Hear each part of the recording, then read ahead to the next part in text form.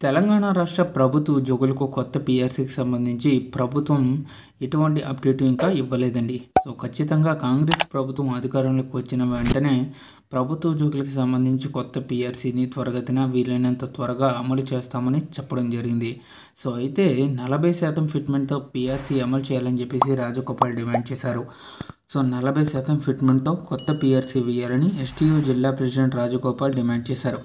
ఆదివారం ఎస్టీయూ 77వ ఆవిర్భావ దినోత్సవాన్ని పురస్కరించుకుని పథకావిష్కరణ చేసి మాట్లాడారు. జిల్లా వ్యాప్తంగా స్కూళ్లలో ఉన్న సమస్యలను పరిష్కరించేందుకు ప్రభుత్వం అవసరమైన చర్యలు తీసుకోవడంతో పాటు టీచర్ల పదోన్నతులు, బదిలీల షెడ్యూల్ పారదర్శకంగా నిర్వహించాలని అన్నారు.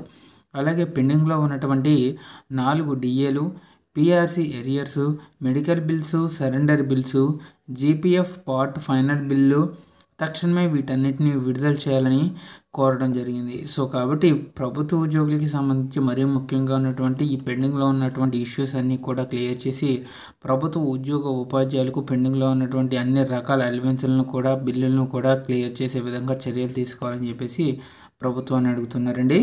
అయితే పీఆర్సీకి సంబంధించి ప్రాసెస్ అయితే తెలంగాణ రాష్ట్రంలో జరుగుతుంది కాబట్టి త్వరలోనే ఒక గుడ్ న్యూస్ అయితే వినే అవకాశం స్పష్టంగా కనిపిస్తుంది. సో ఇదండి వాటి తెలంగాణ గవర్నమెంట్ ఎంప్లాయీస్కి సంబంధించి వచ్చిన తాజా updates. For more updates subscribe to our channel. Thank you friends. Have a nice day.